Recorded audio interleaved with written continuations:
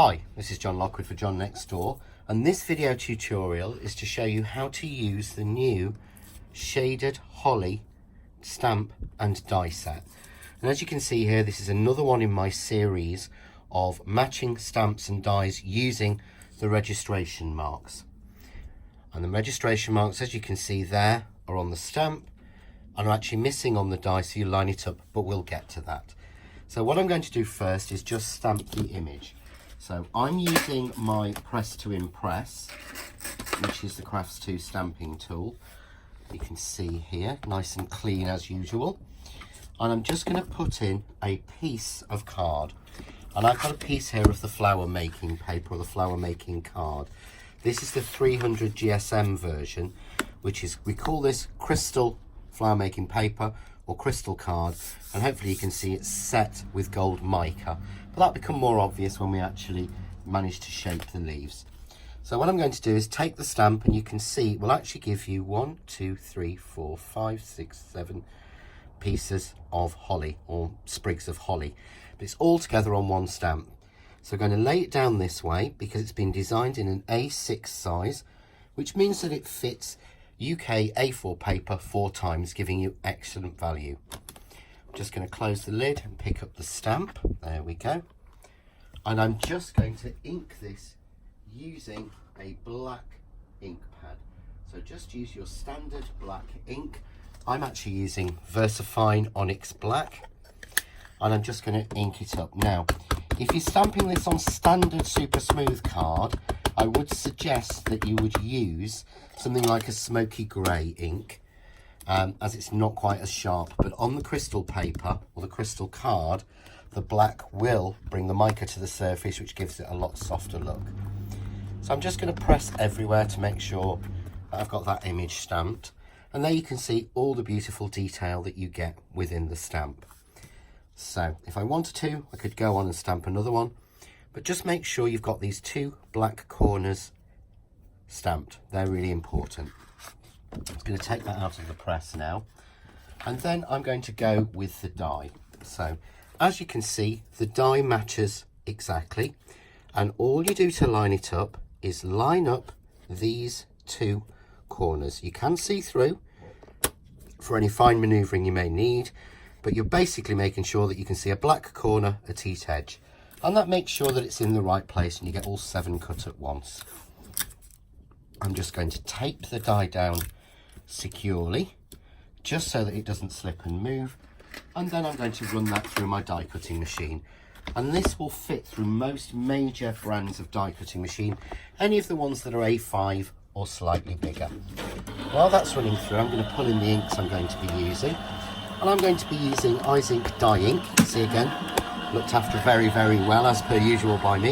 And I'm going to be using Vervine and Month, which are basically Verbena and Mint. I've got the names there on the side just to help me.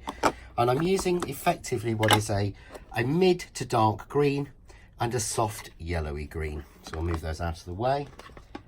And I'm going to take 2 of the Crafts 2 finger daubers, because they are really help to get precision inking. So we'll open up my machine and we'll take out, there we go.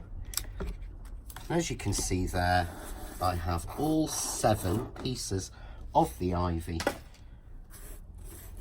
beautifully stamped and cut, and it cuts right to the edge, and I don't get that white line around it because of the plate design.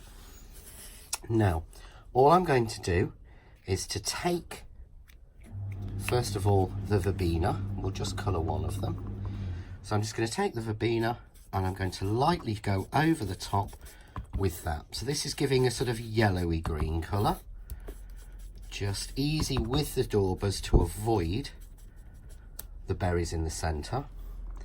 I'm then going to take the darker green mint, and I'm just going to add a little bit of that on top. Once we've shaped these, then it will be even easier to show. So there we go, a little bit of dark green all the way around it. All I then need to do is to add a centre into these. So I could use some of my pearl drops, some of my Ranger glossy accents, Nouveau drops, whatever you've got, or you could simply colour them. And all I'm going to do is use the iZink dye pens, and this one is in, I just picked a random red, so let's see which one it is. Can't see the name. This is grenadine, so it's quite a rich red. Very easy then just to colour the berries. So I've got a realistically looking holly.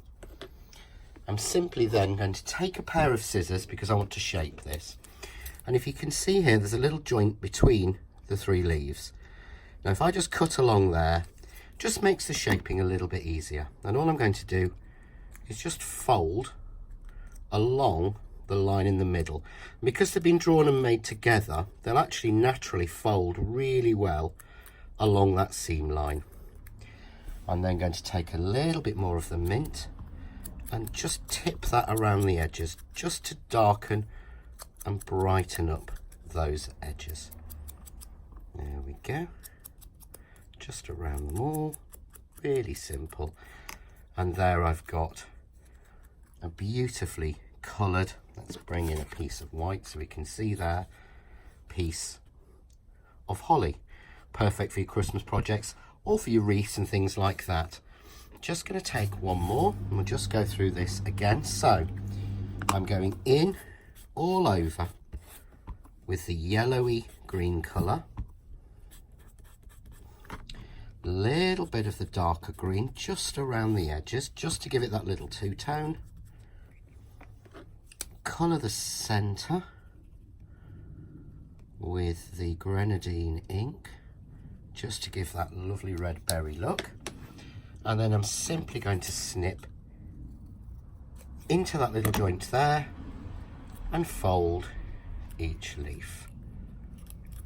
Take a little bit more of the green ink and flick around the edges. There we go. Just like that. Mould it and shape it. And there we've got our 2 pieces of holly. Really simple, but really effective and done extremely quickly. A far more detailed approach and to me a lot easier. For more tips and hints and inspirations, please visit my Facebook, which is John Next Door.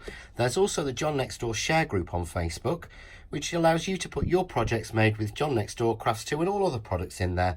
Let's share with everyone and I'd love to see what you make. But for now, enjoy.